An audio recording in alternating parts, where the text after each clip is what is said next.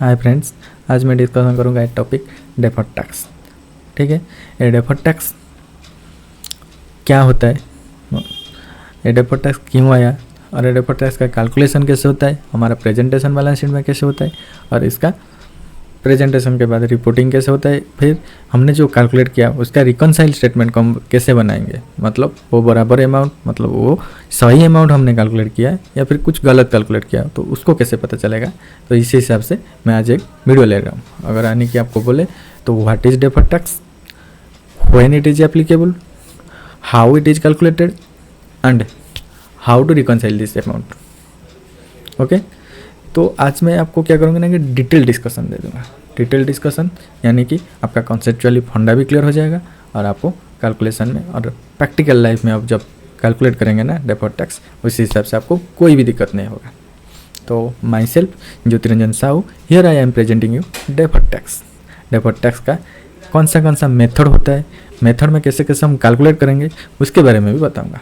आप क्या कीजिएगा, अगर आप चाहते हैं ना, आप क्या कीजिएगा, अगर आप चाहते हैं ना आपका जनरल कॉन्सेप्ट भी क्लियर हो और आपका प्रैक्टिकल लाइफ में भी कोई दिक्कत नहीं हो डेफर्ड टैक्स के बारे में, तो आप क्या कीजिएगा, पूरा वीडियो अच्छे से देख लेना। Okay, thank you. अभी हम चलते हैं डेफर्ड टैक्स के ऊपर, यहाँ पे हमारा स्क्रीन पे चलते हैं, बस शुरू करते हैं। फिर किसका इंतज़ार, अभी तो आ जाएगा आपका डेफर्ड टैक्स। अभी शुरू करते हैं डेफर्ड टैक्स।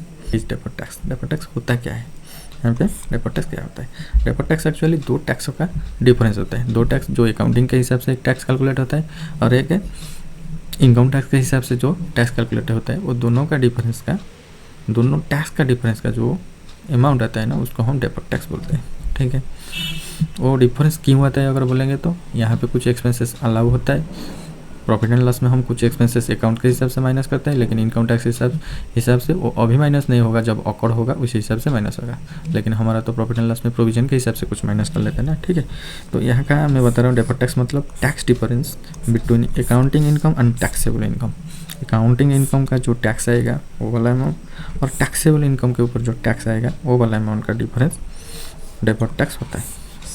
ठीक है, अगर मैं बताऊँगा अकाउंटिंग इनकम क्या है, जो आपका प्रॉफिट एंड लॉस स्टेटमेंट होगा, यहाँ पे प्रॉफिट एंड लॉस सेल वगैरह डालेंगे, परचेस वगैरह डालेंगे, डायरेक्ट एक्सपेंसेस, इनडायरेक्ट एक्सपेंसेस, तो सब वगैरह माइनस करने के बाद आपका क्या आ जाएगा, प्रॉफिट आ जाएगा। तो इसको हम बोलते हैं अकाउंटिंग का इनकम, प्रॉफिट, इसको हम बोलते हैं अकाउंटिंग का इनकम। तो इसके ऊपर जो टैक्स लगेगा इसको हम बोलते हैं टैक्स एक्सपेंसेस। टैक्स एक्सपेंस की बोलते हैं इसको डायरेक्ट एक्सपेंसेस, इनडायरेक्ट एक्सपेंसेस, इसलिए इसको टैक्स एक्सपेंसेस। टैक्स एक्सपेंसेस यहाँ पे दो तरह का होता है, एक है करेंट टैक्स, एक यहाँ पे आपका करेंट टैक्स और एक आपका डेफर्ड टैक्स। ये दोनों को मिला के यहाँ पे टैक्स एक्सपेंसेस आता है। जनरली अगर देखेंगे तो टैक्स एक्सपेंसेस कितना आएगा, इस प्रॉफिट का जो आपके ऊपर जितना एप्लीकेबल टैक्स रेट आएगा ना, जितने भी एप्लीकेबल टैक्स रेट है, जैसे कि आपका अगर कंपनी है तो 25%, 30%, जो भी वो टैक्स एप्लीकेबल होगा वो दोनों को मिला देंगे, इसके ऊपर निकालेंगे उसका परसेंटेज, वो दोनों सेम मैच हो जाएगा।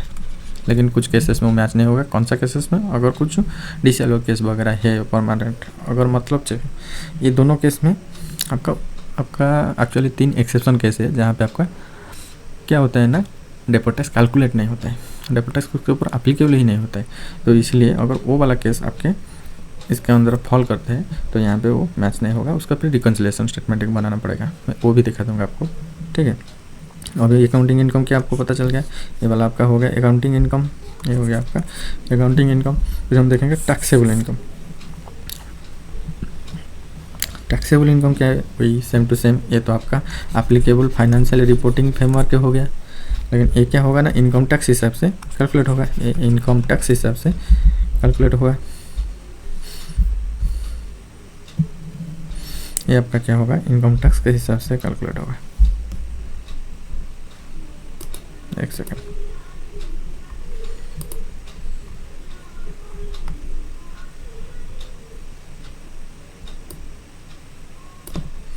अभी चलेगा।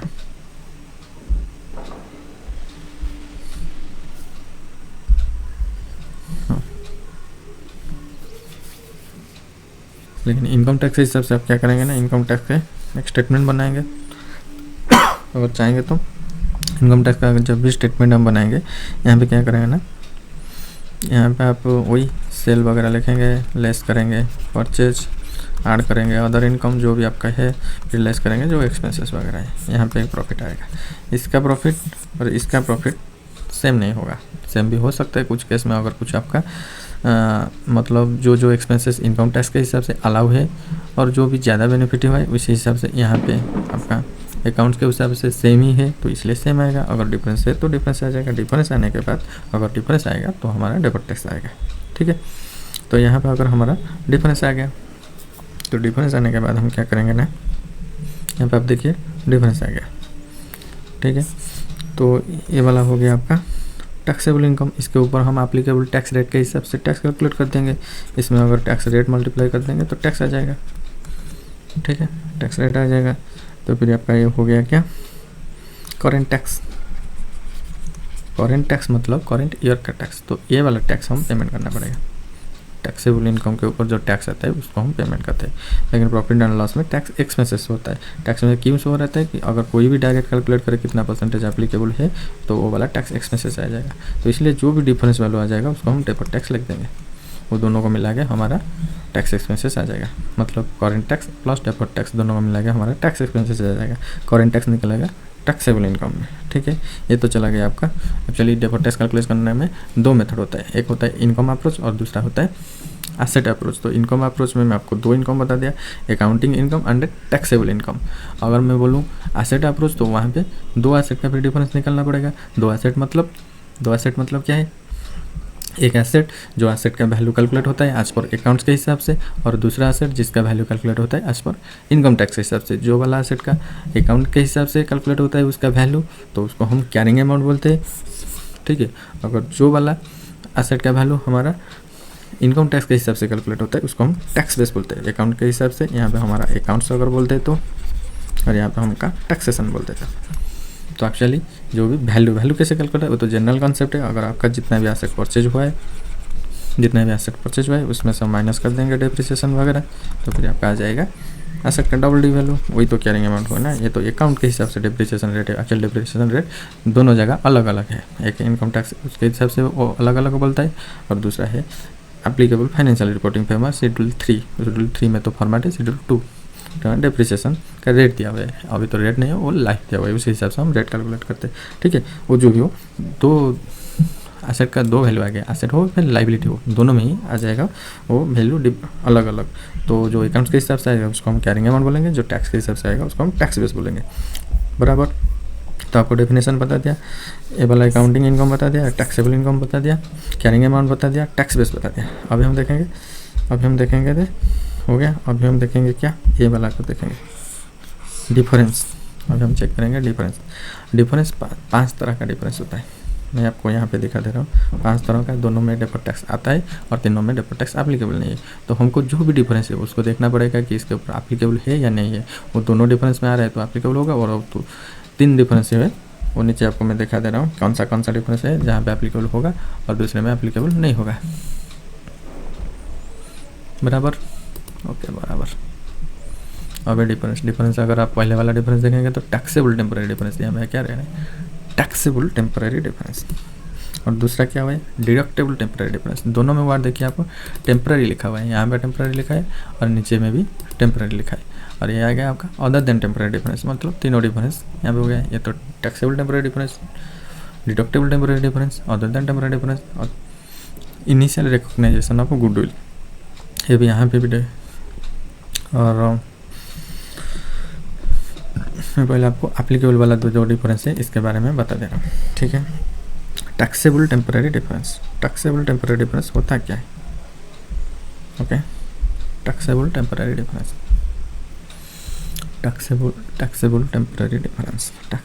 डिफरेंस मतलब जो भी आपका इनकम टैक्स या कंपनी एक्ट जो भी डिफरेंस आता है मतलब यहाँ पे कुछ एक्सपेंसेस प्रॉफिट एंड लॉस में है 100 रुपीज़, लेकिन इनकम टैक्स के हिसाब से वो वाला अभी एक्सपेंसेस वो सिर्फ 80 काउंट कर रहा है। ऐसा क्यों है कि यहाँ पे एक आप देखेंगे तो एक्रूअल बेसिस पे होता है, यहाँ पे भी एक्रूअल बेसिस पे होता है, लेकिन यहाँ पे कुछ एक्सपेंसेस है जब इनकम होगा तभी वो कैलकुलेट करेंगे इनकम टैक्स में।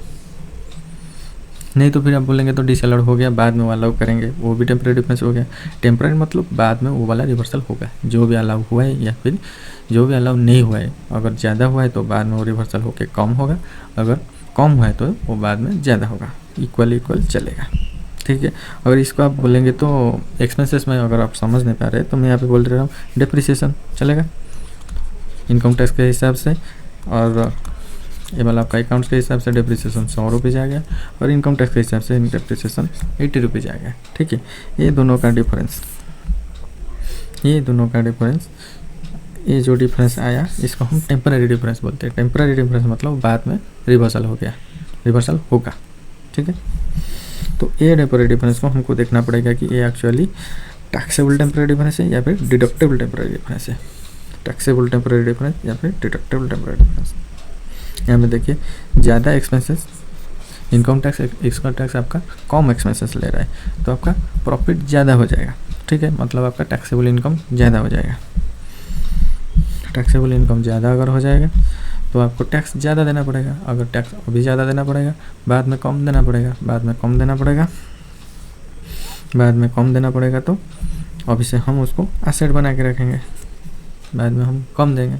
जो भी एक्सपेंसेस है एज पर अकाउंट्स के हिसाब से कितना एक्सपेंसेस होगा, यानी कि 100 रुपीज़। ऐसे ही same expenses either income tax में अलाउ होगा या नहीं अलाउ होगा। अलाउ नहीं होगा तो 0 आ जाएगा। अगर इसमें कुछ अलग एक्सपेंसेस अलाउ होता है तो एग्जाम्पल के लिए 80 ले देते हैं। वो जो 20 है इसमें पीरियड के बेसिस में गया है, इसमें एक्चुअल पेमेंट के बेसिस में गया है, तो इसलिए 20 डिफरेंस आ गया। इस डिफरेंस फ्यूचर में एडजस्ट होगा तो इसको हम टेम्पररी डिफरेंस बोलते हैं। अगर ये डिफरेंस फ्यूचर में एडजस्ट नहीं होगा तो उसको हम टेम्पररी डिफरेंस नहीं बोल सकते। ये डिफरेंस एडजस्ट होगा इसलिए मैं टेम्पररी डिफरेंस बोला। तो temporary difference other than temporary difference होता है तो क्या होता, मैं यहाँ पे बोला था अदर देन टेम्पररी डिफरेंस होता तो यहाँ पे आपको क्या चल रहा था, यहाँ पे डेफर्ड टैक्स नहीं आता, क्योंकि ये टेम्पररी डिफरेंस है। यहाँ पे आपको डिफरेंस के ऊपर डेफर्ड टैक्स आएगा। एसेट कब क्रिएट करना है और लाइबिलिटी कब क्रिएट करना है, मैं आपको एक अच्छा सा फंडा बता दे रहा हूँ। एसेट कब क्रिएट करना है, लाइबिलिटी कब क्रिएट करना है, मैं आगे जाके आपको बताऊँगा। आप सुन जानिए, इसको टेम्पररी डिफरेंस बोलते हैं। ठीक है, इसको हम टेम्पररी डिफरेंस बोलते हैं। और एक बार हाँ, एसेट देन टेम्पररी डिफरेंस है इसका एक। और देखिए जो भी डिफरेंस आगे जाके एडजस्ट नहीं होगा, जो भी मैं यहाँ पे क्या कर रहा था, यहाँ पे जो 20 रुपीज़ आगे जाके इनकम टैक्स उसको अलाउ कर देगा तो इसलिए वो टेम्पररी डिफरेंस हो गया। अगर यहाँ पे मैं इनकम टैक्स का एक्ट हिसाब से बोलूँ, एक सेक्शन है 43B, तो इस सेक्शन में जो भी डिसअलाउड होता है, वो आगे जाके फिर अलाउ हो जाता है नेक्स्ट ईयर में, तो इसलिए टेम्पररी डिफरेंस है।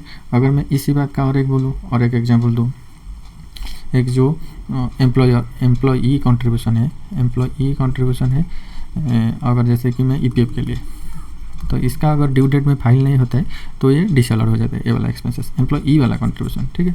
ड्यू डेट मतलब वो जो एम्प्लॉई का ड्यू डेट 15 तारीख को होता है नेक्स्ट महीना का, वही वाला ड्यू डेट में, तो ये आगे जाके कभी भी रिवर्सल नहीं होगा। इनकम टैक्स इसको कभी भी अलाउ नहीं करेगा, तो ये परमानेंट के लिए चला गया। तो परमानेंट डिफरेंस को यहाँ पे परमानेंट नहीं बोलते, इसको बोलते हैं अदर देन टेम्पररी डिफरेंस। तो ये वाला डिफरेंस कभी भी एडजस्ट नहीं होगा, तो इसलिए यहाँ पे नो डेफर्ड टैक्स, इसमें कभी भी डेफर्ड टैक्स क्रिएट नहीं होगा। ऐसे ही इनिशियल रिकॉग्नाइजेशन ऑफ गुडविल, जैसे हम बिजनेस कॉम्बिनेशन करते हैं, बिजनेस कॉम्बिनेशन के टाइम क्या होता है ना, सारा एसेट, जो भी सारा एसेट है, ये बैलेंस शीट का सारा एसेट सारा लायबिलिटी पे कवर होता है, और हमें कुछ पीसी पेमेंट करते हैं। पीसी मतलब परचेस कंसिडरेशन देते हैं। ठीक है। ये जो पीसी है ये एसेट लायबिलिटी का एक नेट एसेट आता है, इसको बोलते हैं आइडेंटिफाइबल नेट एसेट। तो ये जो नेट एसेट जितना है, पीसी अगर हम ज़्यादा देते हैं, यहाँ पे गुडविल आ जाता है। गुडविल ये कहाँ पे आया, गुडविल ये अकाउंट्स के हिसाब से आया। ठीक है। गुडविल ये अकाउंट्स के हिसाब से आया। ऐसे ही गुडविल तो कोई इनकम टैक्स के हिसाब से नहीं है, गुडविल ऐसा आएगा करके, तो गुडविल अकाउंट्स के हिसाब से यहाँ पे आ गया, लेकिन इनकम टैक्स के हिसाब से यहाँ पे 0 है, कुछ भी नहीं है। तो ये वाला एसेट यहाँ पे देखिए एसेट के हिसाब से डिफरेंस आ गया। अगर हम यहाँ पे डेफर्ड टैक्स क्रिएट करेंगे, उसका एंट्री गुडविल दिया जाएगा। जैसे कि हम अगर डेफर्ड टैक्स क्रिएट करेंगे, deferred tax asset account debited to goodwill हो जाएगा। फिर क्या होगा ना, ए गुडविल बैलेंस देखो, अगर पहले से 100 था, फिर ए डेफर्ड टैक्स 20 क्रिएट हो गया 20% टैक्स रेट में, तो फिर हमारा गुडविल का वैल्यू 80 हो गया। तो फिर डिफरेंस आ गया, ना, वही गुडविल का वैल्यू 80 हो गया। लेकिन हमने तो डेफर्ड टैक्स 100 के ऊपर रख दिया था, हमने सोचा था कि गुडविल का वैल्यू 100 है, तो इसलिए फिर इसके ऊपर क्रिएट होगा, ऐसे करके चलेगा, इसीलिए गुडविल के ऊपर नॉट एप्लीकेबल हो गया। तो यहाँ पे डेफर्ड टैक्स गुडविल के ऊपर नहीं लगता है इसके लिए। फिर मैं थर्ड देता हूँ कहाँ पे नहीं लगता है।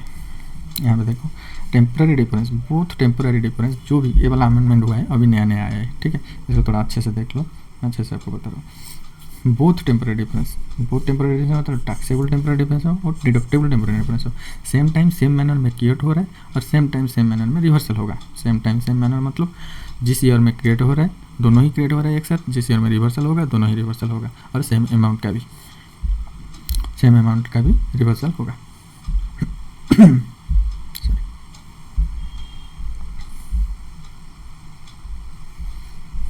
एक सेकंड, कुछ प्रॉब्लम।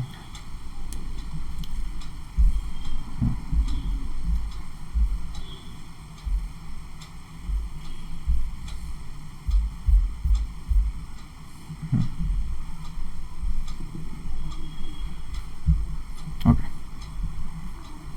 सेम अमाउंट का भी रिवर्सल होगा।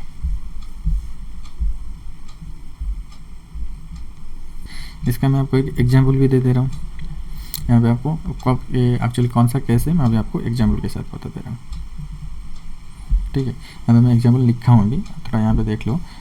गवर्नमेंट ग्राफ जब रिसीव होता है ना, क्या होता है ना, गवर्नमेंट ग्राफ जब रिसीव होता है फिक्स एसेट के लिए तो दो मेथड होता है। एक आप चाहे तो एसेट से डिडक्ट कर सकते हैं, नहीं तो फिर एसेट को फेयर वैल्यू में रिकॉर्ड करो और corresponding deferred tax liability create करो, जिसको हम अदर देन जनरली जो बोलते हैं कभी कभी, ठीक है।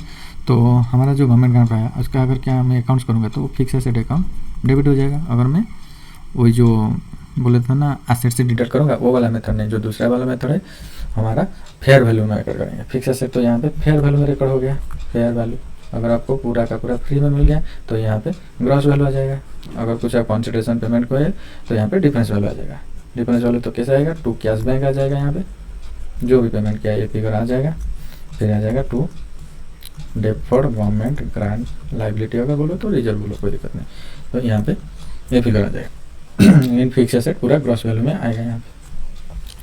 तो अगर कुछ भी पेमेंट नहीं हुआ है तो ये वाला अमाउंट सेम हो गया, ठीक है। यहाँ पे देखो एक साथ फिक्स एसेट क्रिएट हुआ है, किसके हिसाब से, अकाउंट्स के हिसाब से। यहाँ पे डेफर्ड टैक्स बोला, यहाँ पे deferred government grant liability create हुआ है, वो भी अकाउंट्स के हिसाब से। लेकिन इनकम टैक्स के हिसाब से ये वाला कुछ भी नहीं है। इनकम टैक्स के हिसाब से फिक्स एसेट भी जीरो और ये डेफर्ड गवर्नमेंट ग्रांट लायबिलिटी भी जीरो। यहाँ पे देखो दोनों जगह डिफरेंस आ गया, सेम टू सेम। यहाँ पे अगर 100 रुपये है, यहाँ पे 100 रुपये है, तो दोनों में डिफरेंस आ गया। एसेट में डिफरेंस हो गया, लायबिलिटी में डिफरेंस हो गया।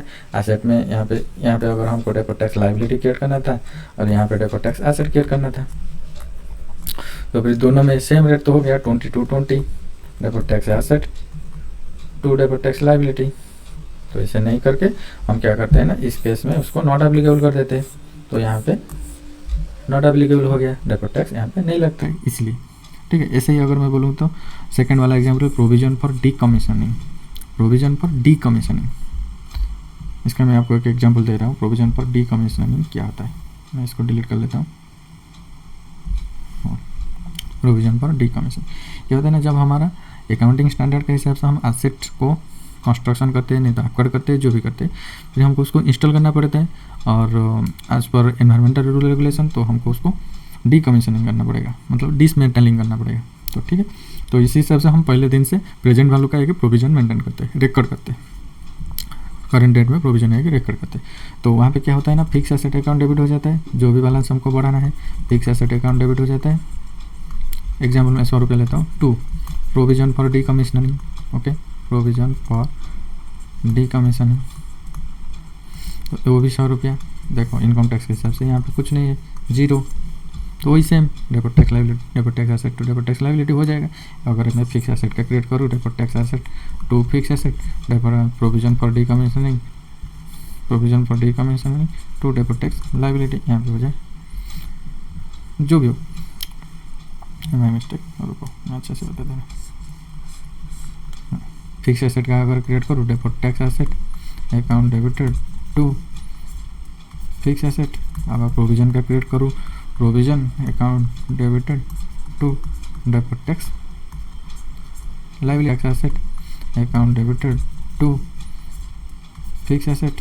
अगर प्रोविजन का क्रिएट करूँ, provision account debited to deferred tax liability. तो देखो दोनों जगह में वही सेम टू सेम हो गया, तो इसलिए इसको हम क्रिएट ही नहीं करते। दो जगह क्रिएट करने से क्या फ़ायदा। और ये कौन सा केस में क्रिएट होगा, अगर सेम मैनर सेम टाइम पे रिवर्सल नहीं होगा तो हमको क्रिएट करना पड़ेगा। एक्चुअली ये 2025 को रिवर्सल होता है, ये 2029 को रिवर्सल होता है, ये तो नहीं होगा। इसी तरह से अगर कुछ केस है तो उस टाइम पे क्रिएट करना पड़ेगा, नहीं तो ये क्रिएट नहीं होगा। ऐसे ही, और मैं ज़्यादा नहीं लिखता हूँ, सिर्फ बता दे रहा हूँ। ये वाला लीज का ऐसा है, सेम टू सेम है। लीज का क्या होता है ना, ये एक्चुअली इंडियस में है, ROU asset and lease liability.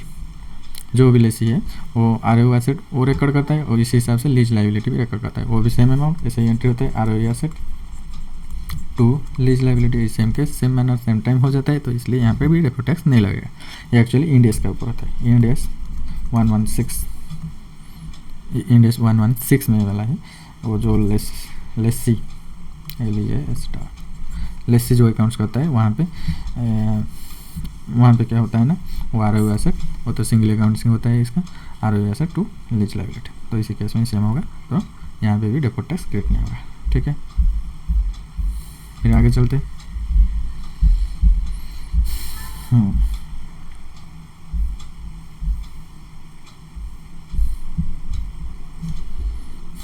अभी हम देखेंगे टाइप्स ऑफ डेफर्ड टैक्स। ये वाला मैं आपको बता रहा था types of deferred tax. Types of deferred tax liability, deferred tax asset. ठीक है, डेफर्ड टैक्स लायबिलिटी कब क्रिएट होगा, मैं आपको फंडा बता रहा हूँ। आपको पता होगा ये वाला, देखो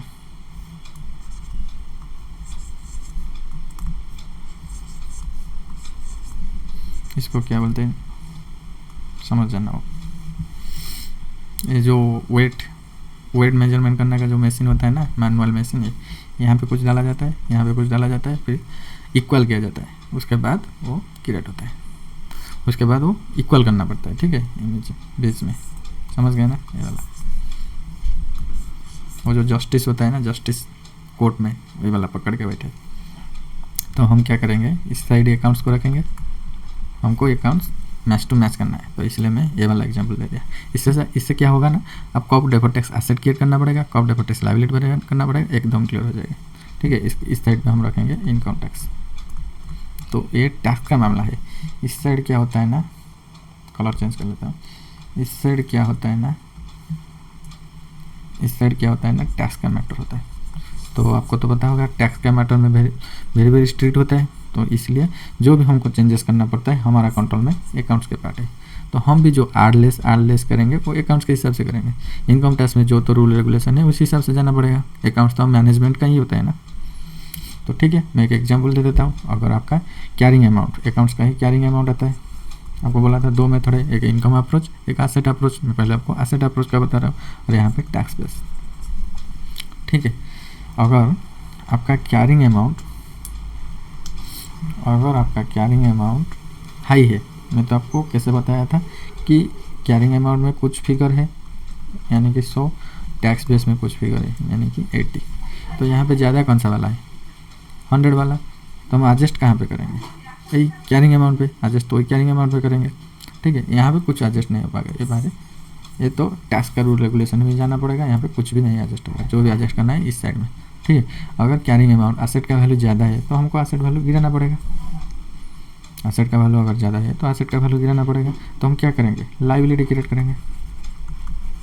तो यहाँ पे आपको पता चल गया डेफर्ड टैक्स लायबिलिटी होगा, सेम टू सेम, कुछ नहीं, इजी। कैरिंग अमाउंट को सिर्फ फोकस करना है। अगर वो ज़्यादा है टैक्स बेस से, ऐसे वाला हाथ से देख लो, ये वाला इक्वल टू रहेगा। ये हमारा टैक्स है, ये हमारा देखो टैक्स है, ये हमारा कैरिंग अमाउंट है। ठीक है, जो भी होगा इस हैंड से होगा, आइदर डाउन आइदर अप, ये वाला फिक्स ही रहेगा। तो दोनों को इक्वल रखना पड़ेगा। अगर मैं बोलूँ टैक्स बेस ज़्यादा है तो हम इसको बढ़ाना पड़ेगा, एसेट को अगर बढ़ाएंगे, टैक्स बेस जो एसेट वाला आइटम का टैक्स बेस ज़्यादा है, कैरिंग अमाउंट कम है, तो हमको एसेट बढ़ाना पड़ेगा। अगर एसेट बढ़ाना पड़ेगा तो हम डेफर्ड टैक्स एसेट ही क्रिएट करेंगे। ठीक है, ऐसे ही अगर मैं बोलूँ कैरिंग अमाउंट कुछ कम है, कैरिंग अमाउंट नहीं, ये टैक्स टैक्स बेस कुछ कम है तो हमको कैरिंग अमाउंट कमाना पड़ेगा। कैरिंग अमाउंट करना पड़ेगा मतलब डेफर्ड टैक्स लाइबिलिटी करना पड़ेगा। एसेट वाला आइटम है। अभी हम देखते हैं लाइबिलिटी वाला आइटम। लाइबिलिटी वाला आइटम में अगर देखिए tax base carrying amount, tax base ज़्यादा है ये वाला लाइबिलिटी वाला आइटम, तो हमको कैरिंग अमाउंट का भी लाइबिलिटी बढ़ाना पड़ेगा। कैरिंग अमाउंट का भी लाइबिलिटी बढ़ाना पड़ेगा तो लाइबिलिटी क्रिएट करना पड़ेगा, तो डेफर्ड टैक्स लाइबिलिटी। ऐसे ही हम अब दूसरा एग्जाम्पल देते हैं। अगर हमारा लाइबिलिटी अमाउंट का टैक्स बेस कम है तो लाइबिलिटी का हमारा कैरिंग अमाउंट कमाना पड़ेगा। तो कैरिंग अमाउंट करना पड़ेगा तो लाइबिलिटी का कमाना पड़ेगा, तो एसेट क्रिएट करना पड़ेगा, तो डेफर्ड टैक्स एसेट। तो चारों ही केस आएगा। यहाँ पे मैं आपको एक बार मेंशन कर लेता हूँ चारों ही केस। चारों केस क्या होगा, एक होगा देखिए यहाँ पे मैं बोल रहा हूँ चारों केस 1, केस 2, केस 3, केस 4। यहाँ पे अगर बोलूँगा तो टैक्स बेस से पहले लिख देता हूँ, यहाँ पे आ जाएगा कैरिंग अमाउंट। वही एग्जांपल दे रहा हूँ, ये दोनों एसेट का केस ले रहा हूँ, ये दोनों लाइबिलिटी का केस लेता हूँ। यहाँ पे टैक्स बेस 100 है, कैरिंग अमाउंट 80 है, यहाँ पे 80 है, यह 100 है, यहाँ पे 100 है, ये 80 है, यहाँ पे 80 है, ये 100 हो गया एग्जाम्पल। अभी देखो हमको जो भी करना है कैरिंग अमाउंट से करना है। एसेट में अलग पेन ले लेता हूँ। यहाँ पे देखो एसेट में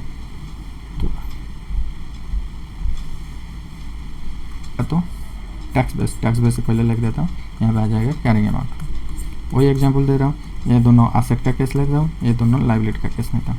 यहाँ पे टैक्स बेस 100 है, कैरिंग अमाउंट 80 है, यहाँ पे 80 है, यह 100 है, यहाँ पे 100 है, ये 80 है, यहाँ पे 80 है, ये 100 हो गया एग्जांपल।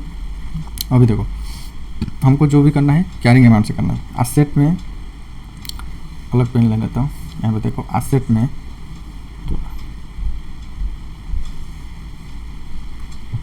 ये क्या है ना, ये टैक्स बेस, ये लाइन का पूरा टैक्स बेस है।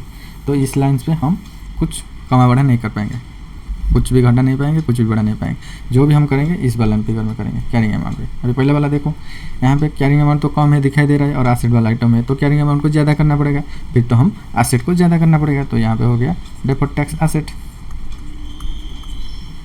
ठीक है, डेफर्ड टेम्परेरी डिफरेंस कितना है 20। जब डेफर्ड टैक्स एसेट होता है इसको टेम्परेरी डिफरेंस को क्या बोलते हैं, मैं ऊपर लिखा था, अभी एक बार आपको दिखा दूंगा। यहाँ पे देखो डेफर्ड टैक्स एसेट हो गया। आपको अभी पहले दिखना है डेफर्ड टैक्स एसेट आ रहा है कि डेफर्ड टैक्स लायबिलिटी है, डिफरेंस फिगर तो आपको दिख रहा है कितना टेम्परेरी डिफरेंस है। ऐसे ही सेम टू सेम केस जाते हैं। यहाँ पे टैक्स बेस देखिए 80 और कैरिंग अमाउंट 100। तो कैरिंग अमाउंट को हमको क्या करना पड़ेगा, घटाना पड़ेगा। घटाने से हम डेफर्ड टैक्स लायबिलिटी क्रिएट करेंगे। डेफर्ड टैक्स लायबिलिटी क्रिएट करेंगे तो फिर 20 आ जाएगा टेम्परेरी डिफरेंस।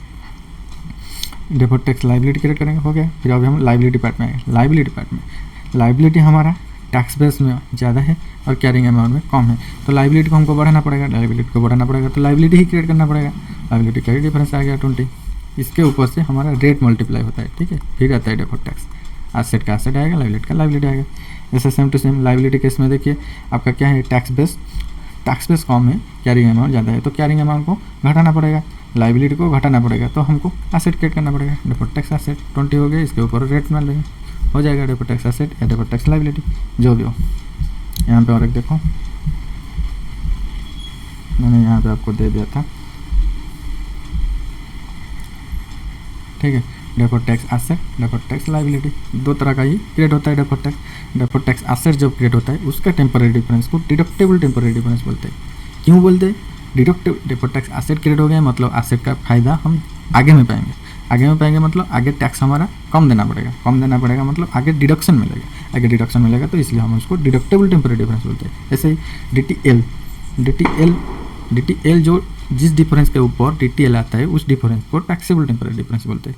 DTL मतलब लायबिलिटी मतलब अभी हम कुछ बेनिफिट ले रहे हैं जिसका हमको टैक्स देना पड़ेगा आगे फ्यूचर में, तो इसीलिए हम जो देना पड़ेगा इसलिए हम क्या बोलते हैं उसको, वो हमारा लायबिलिटी, हमको टैक्स देना पड़ेगा, इसलिए टैक्सेबल टेम्परेरी डिफरेंस, उसके लिए डेफर्ड टैक्स लायबिलिटी क्रिएट होता है। ठीक है, बराबर। यहाँ पे डेफर्ड टैक्स लायबिलिटी तो ऑलवेज क्रिएट करना है। डेफर्ड टैक्स एसेट में प्रूडेंस कॉन्सेप्ट हमको देखना पड़ेगा। प्रूडेंस कॉन्सेप्ट क्या है, ये तो आपको अकाउंट्स में जनरल नॉलेज है इसलिए आपको पता होगा, मैं इसका बोल नहीं रहा हूँ। सिर्फ आपको देखना है जो भी एसेट हमारा क्रिएट होता है प्रूडेंस कॉन्सेप्ट में, जो भी हमारा एसेट क्रिएट होता है अगर उसका वैल्यू फ्यूचर में एडजस्ट हो पाएगा, वैल्यू मतलब जो डेफर्ड टैक्स एसेट क्रिएट होता है वो फ्यूचर में रिवर्सल हो पाएगा, हमको देखना पड़ेगा उतना ही एक्चुअल डेफर्ड टैक्स एसेट है तो हम फ्यूचर में बेनिफिट पाएंगे। अगर वो बेनिफिट सच में मिलेगा जैसे कि देखिए अभी डेफर्ड टैक्स एसेट क्रिएट हो गया, फिर हम क्या किए ना, हमारा प्रॉफिट, हमारा बिजनेस चला नहीं, बिजनेस बंद होने वाला है, नहीं तो हमारा प्रॉफिट भी नहीं होगा करीबन 4-5 साल में, नहीं तो हम टैक्स जो जिस पीरियड में, जैसे कि स्टार्टअप का 10 साल का टैक्स डिस्काउंटिंग पीरियड चल रहा था है, तो इसी हिसाब से अगर कुछ टैक्स बेनिफिट का हमारा टैक्स हमारे ऊपर नहीं लगता है, तो इसी हिसाब से हम इसका बेनिफिट भी नहीं पाएंगे, तो इसलिए वो डेफर्ड टैक्स एसेट क्रिएट नहीं होगा।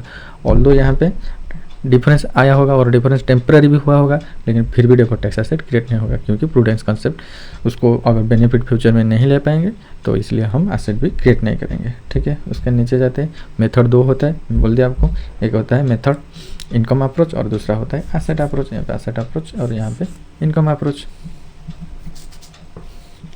2 मेथड होता है। इनकम अप्रोच में हम पीएल को देखते हैं क्या क्या डिफरेंस है, यहाँ पे पीएल को फोकस किया जाता है। पीएल को फोकस करने के बाद अकाउंटिंग इनकम और टैक्सेबल इनकम देखा जाता है, और यहाँ पे एसेट अप्रोच मतलब बैलेंस शीट को फोकस किया जाता है, और यहाँ पे क्या देखा जाता है, carrying amount and tax base, carrying amount and tax base. यहाँ पे accounting income and taxable income, accounting income and taxable income, दोनों को कंपेयर किया जाता है। और रेट क्या लेना है, और जब भी हम डेफर्ड टैक्स क्रिएट करेंगे उसका रेट हम क्या लेंगे, रेट होता है सेटलमेंट रेट या फ्यूचर रेट, मतलब करंट ईयर में जो भी चल रहा है वो वाला रेट लेंगे, जब क्रिएट करना है उसी टाइम का रेट लेंगे, या फिर जब सेटलमेंट होगा उस टाइम का रेट लेंगे। तो right answer is settlement rate. अगर फ्यूचर में हमको पता है कि नेक्स्ट साल में बजट आ गया और वो रेट चेंजेस हो गया, अभी 25 है और आगे जाके वो 35 हो गया, तो हम इस साल का डेप्रिसिएशन 35 रेट में क्रिएट करेंगे।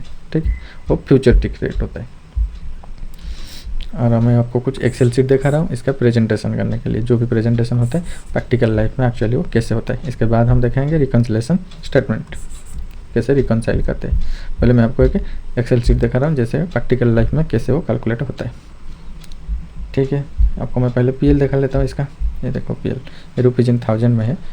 ठीक है, ये रुपीज इन 1000 में है, उसको उस पर आप ध्यान मत दीजिएगा, आप सिर्फ वैल्यू को देखिए, वैल्यू कितना है।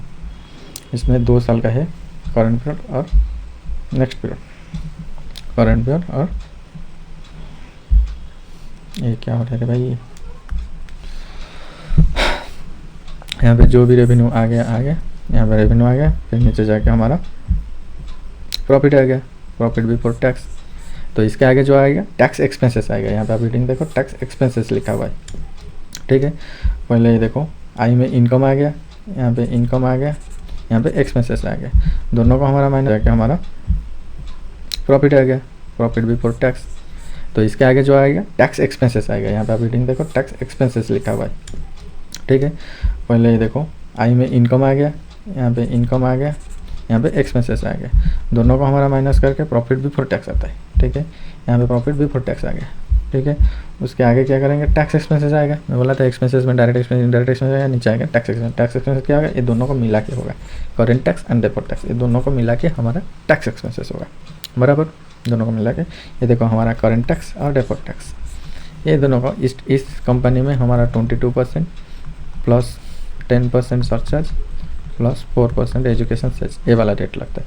अगर मैं दोनों को मिला दूं और ये वाला रेट में मल्टीप्लाई कर दूं तो इतना आएगा, सब्जेक्ट टू और कोई भी परमानेंट डिफरेंस नहीं होना चाहिए। लेकिन इस केस में एक परमानेंट डिफरेंस है, तो इसलिए वो सेम टू सेम नहीं आएगा, वो डिफरेंस आएगा। ये एक्चुअली हमारा जो 115 का जो वो सेक्शन है ना, हमने उसको ऑप्टेन किया है, बीए जो भी है, बीए भी वो हमारे ऑप्टेन किए, इसलिए 22% प्लस सरचार्ज प्लस 4% आ रहा है इसके ऊपर टैक्स। ठीक है, हम देखेंगे अभी क्या फोकस करेंगे, अभी फोकस करेंगे इस अमाउंट के ऊपर। ये अमाउंट नहीं, ये तो करेंट टैक्स, ये एक्चुअली ये हो गया हमारा अकाउंटिंग इनकम, इसके ऊपर टैक्स आ गया टैक्स एक्सपेंसेस, मतलब ये दोनों मिला के जो टैक्स है ये अकाउंटिंग के ऊपर आ गया। और ये वाला क्या है, ये वाला आपका हो गया जिसको बोलते हैं करेंट टैक्स। करेंट टैक्स किसके ऊपर आता है, टैक्सेबल इनकम के ऊपर। तो हमारा इनकम टैक्स के हिसाब से कैलकुलेट हुआ है और उसी हिसाब से इतना टैक्स आया है। तो हम चलते हैं, पहले इसको देख लेते हैं, फिर दूसरे में इसको देखेंगे। तो यहाँ पे हमारा सीट चलते हैं इनकम टैक्स। इनकम टैक्स में आ गया जो भी प्रॉफिट हुआ था, हम इनडायरेक्ट मेथड चल रहे हैं, तो जो भी प्रॉफिट हुआ था वो वाला प्रॉफिट ले आया। फिर जो भी हमारा डेप्रिसिएशन आज पर IT एक्ट, और डेप्रिसिएशन देखो, डेप्रिसिएशन आज पर IT एक्ट और डेप्रिसिएशन आज पर अकाउंट्स, जो भी अकाउंट्स के हिसाब से हुआ है। अकाउंट्स के हिसाब तो डेप्रिसिएशन नहीं होता है, जितना गया है उसको हम ऐड कर लेंगे। फिर इनकम टैक्स के हिसाब से जो भी डेप्रिसिएशन है उसको हम लेस कर लेंगे। फिर जो भी प्रॉफिट आएगा, अगर कुछ डिसअलाउड केस है तो यहाँ पे आ जाएगा। यहाँ पे देखो एक PL में ये जो प्रॉफिट लॉस में एक डोनेशन दिया हुआ है। डोनेशन तो इनकम टैक्स के हिसाब से क्या होता है, उसका सेपरेट डिडक्शन जाता है 80G में। लेकिन ये तो 115B डबल ए क्लेम किया है, इसलिए उसका 80G भी अप्लीकेबल नहीं होगा, वो वाला में भी जीरो जाएगा, इसलिए परमानेंट डिफरेंस हो गया। परमानेंट डिफरेंस हो गया और इसके ऊपर हम डेफर्ड टैक्स कैलकुलेट नहीं करेंगे, डेफर्ड टैक्स कुछ भी कैलकुलेट नहीं करेंगे। यहाँ पे अगर 115B डबल ए नहीं लेता, वो नॉर्मली 25% टैक्स लेता है, तो यहाँ पे क्या होता है ना, ये टेम्पररी डिफरेंस हो जाता है। टेम्पररी तो नहीं, करंट ईयर का डिफरेंस होता है। अगर डिफरेंस अगर नेक्स्ट साल में एडजस्ट होगा तो उसको डिफरेंस बोलते हैं, लेकिन करंट ईयर में जो डिफरेंस है उसको डिफरेंस नहीं बोलते। ठीक है, तो यहाँ पे देखो डोनेशन डिसअलाउड हमने कर लिया, डिडक्शन तो नहीं हो पाएगा। अगर वहाँ पे होता तो हाँ, यहाँ पे डिफरेंस आता है, क्योंकि यहाँ 50% देखो, अगर ये 115 नहीं होता तो हम यहाँ पे 50% लेते। देखो यहाँ पे अगर रिडक्शन नहीं होता तो इसमें हम 50% लेते। तो यहाँ पे देखो expenses as per accounts 210, expenses as per income tax 105, तो टेम्पररी डिफरेंस यहाँ पे 105 अगेन आ जाता है। लेकिन इस केस में क्या होता है, 115B डबल ए ले रहे हैं और ये वाला 105 80G में अलाउ नहीं हो रहा है, 80G में भी अलाउ नहीं हो रहा है।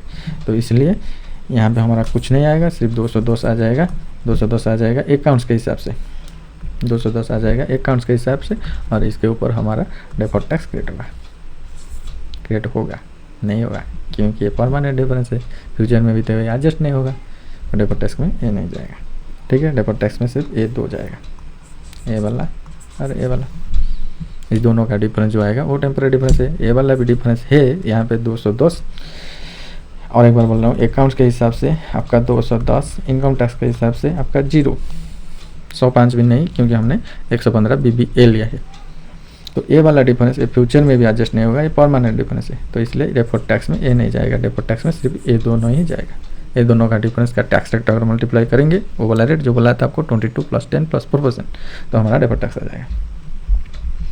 ठीक है, यहाँ पे देखो टैक्स कैलकुलेट हुआ है 10%, उसके आगे हुआ है सरचार्ज, अगर यहाँ पे मैं मारूँ, ये देखो 22%, और यहाँ पे देखेंगे तो एस्केप कैसे होगा भाई,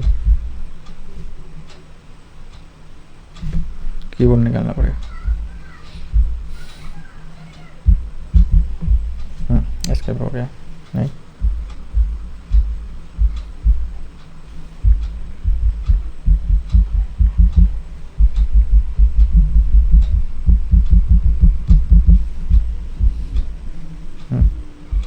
हो गया शायद, ओके।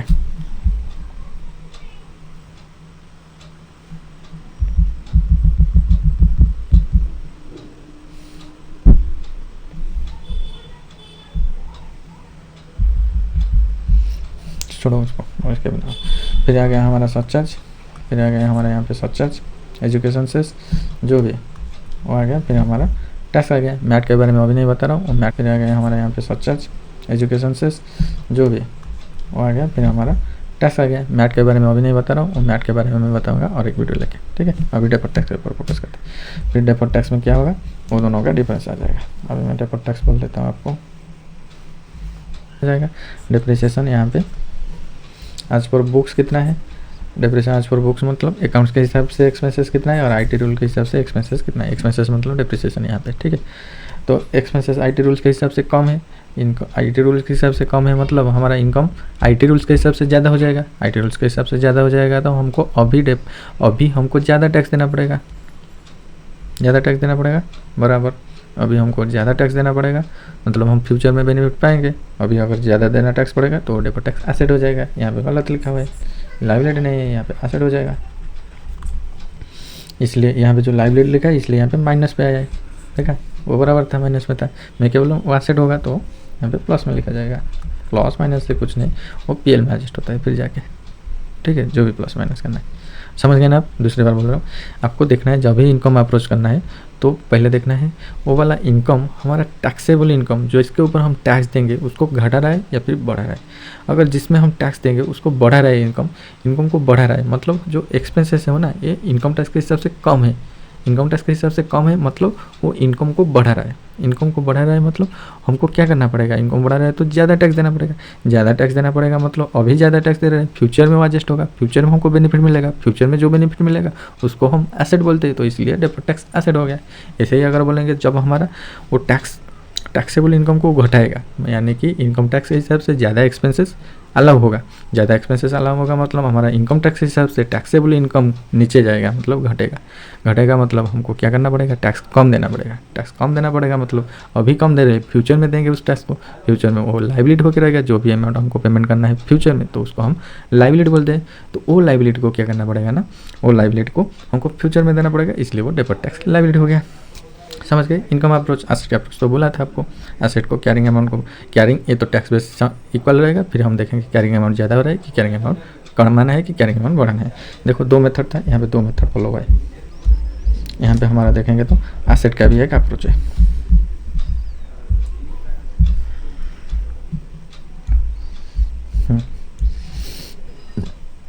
यहाँ पे हमारा हो गया इनकम के हिसाब से। ऐसे ही हम देखेंगे एसेट के हिसाब से। ये देखो closing net block assets as per books मतलब अकाउंट्स, और net block assets as per IT rules मतलब इनकम टैक्स।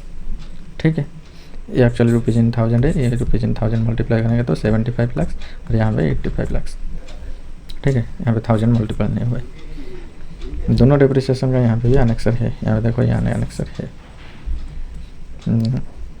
ये फिक्स एसेट इनकम टैक्स के हिसाब से, और एक दूसरा फिक्स एसेट वो हाइड करके रखा। ठीक है, उसमें कोई दिक्कत नहीं। हम देखते हैं 75 और 85 आ रहा है।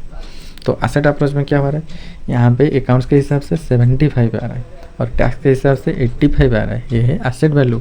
और 75 जो कैरिंग अमाउंट है, हम भी जो एडजस्टमेंट करेंगे इस कैरिंग अमाउंट में करेंगे, टैक्स बेस में कुछ एडजस्टमेंट नहीं हो पाएगा।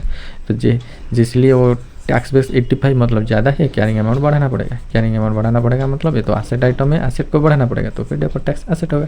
देखो इनकम में अप्रोच में जाओ जो डेफर्ड टैक्स एसेट, एसेट के अप्रोच में जाओ वही डेफर्ड टैक्स एसेट। और यहाँ पे जितना आएगा, जितना वैल्यू आएगा, यहाँ पे ग्रॉस वैल्यू आएगा।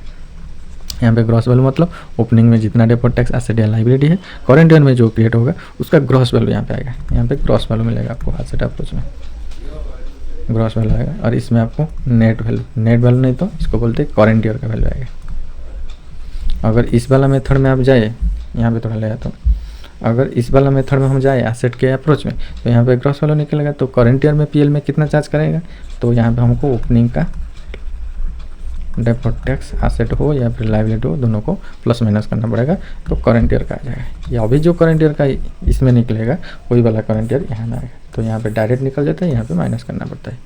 यहाँ में भी डायरेक्ट निकल के पीएल में वो एडजस्ट होता है, यहाँ भी करंट ईयर का निकल के पीएल में एडजस्ट होता है। जो बैलेंस शीट फिगर रहता है ग्रॉस वैल्यू, ये बैलेंस शीट में जाता है। यहाँ पे क्या होता है ना, ओपनिंग बैलेंस में ऐड किया जाता है, फिर बैलेंस शीट जाता है। देखा देता हूँ पीएल में कैसे एडजस्ट होता है। यहाँ पे आपका पीएल आ गया, पीएल का देखो करंट टैक्स आ गया, और यहाँ पे आपका डेफर्ड टैक्स आ गया। तो यहाँ पे भी आपको एक कन्फ्यूजन है। तो ये जो 41 निकला हुआ है, तो ये एक्चुअली एडिशन है या फिर एक्चुअली, मतलब मैं आपको सिंपल बता रहा हूँ। ये जो 55 है तो इसको माइनस करेंगे, करंट टैक्स तो माइनस है, सबको पता है। डेफर्ड टैक्स माइनस होगा या प्लस होगा, फिर ये वाला फिगर निकलेगा। ये थोड़ा कन्फ्यूजन है, सबको होता है, जो भी प्रैक्टिकल लाइफ में काम करते हैं उनको होता है। तो मैं आपको एक फंडा बता दे रहा हूँ। अगर हम डेफर्ड टैक्स एसेट क्रिएट करते हैं, डेफर्ड टैक्स एसेट क्रिएट करते हैं, अभी हम क्या देख रहे हैं, प्रॉफिट से क्या होगा। प्रॉफिट वाला आइटम ऑलवेज क्रेडिट में होता है।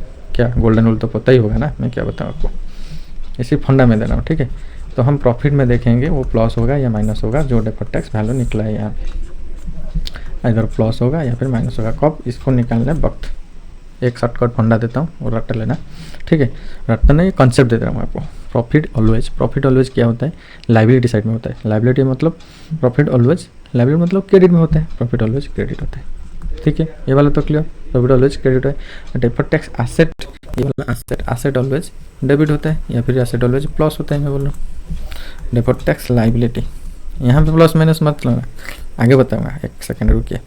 डेफर्ड टैक्स लाइबिलिटी मतलब क्रेडिट मतलब माइनस, ऐसा नहीं, ये प्लस माइनस ध्यान मत देना, डेबिट क्रेडिट को ध्यान देना। जर्नल एंट्री अभी मैं दिखाता हूँ आपको।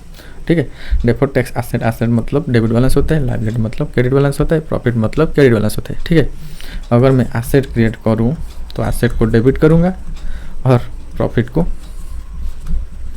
क्रेडिट करूँगा, बराबर। प्रॉफिट अगर क्रेडिट होगा, प्रॉफिट ऑलवेज क्रेडिट होता है, क्रेडिट बैलेंस होता है, और फिर क्रेडिट होगा। तो यहाँ पे अगर डेफर्ड टैक्स एसेट होता है तो प्रॉफिट से ऐड होगा। बराबर।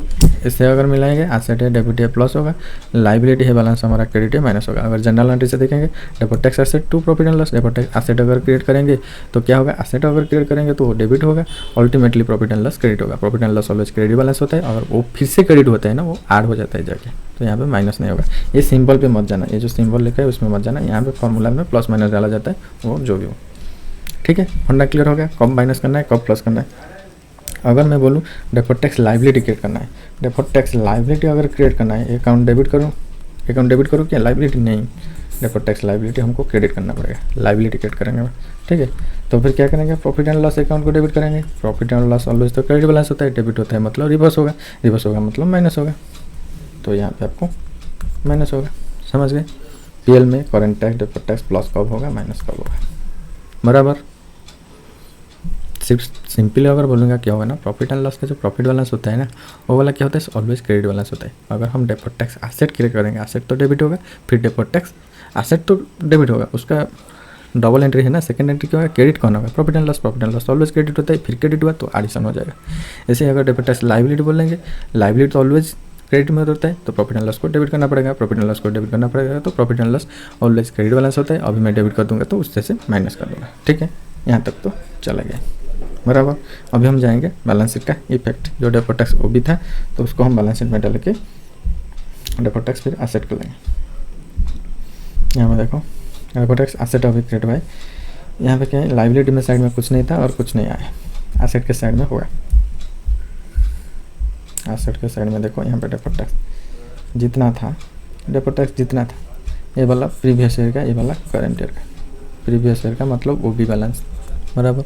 वो भी बैलेंस में यहाँ पे जितना एसेट था, यहाँ पे माइनस भी नहीं है, यहाँ पे अगर माइनस होता है एसेट साइड में तो लाइबिलिटी होता है, यहाँ पे एसेट साइड में प्लस में है तो एसेट ही है वो। ठीक है, तो एसेट में अभी इस साल में भी हम एसेट किए तो दोनों एसेट मिल के यहाँ पे आ जाएगा। तो जितना अमाउंट पीएल में आया, पीएल में कितना आया 42.50, तो ये बैलेंस शीट में यहाँ पे आ जाएगा 49, प्रीवियस ईयर का 309.94 प्लस कितना आया पीएल में 42.50, तो आ जाएगा इससे 54,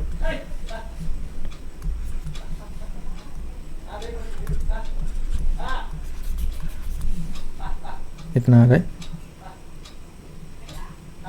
ठीक है, इसका नोट में चले जाते हैं क्या हुआ है देखते हैं। इसका नोट नंबर 11, बैलेंस शीट का एसेट साइड का नोट नंबर 11, नोट नंबर 11।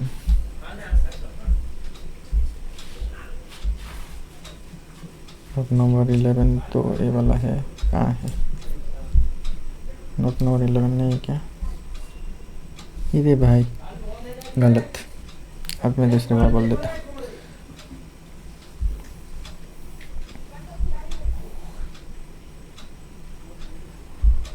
मैं दूसरी बार बोल देता हूँ।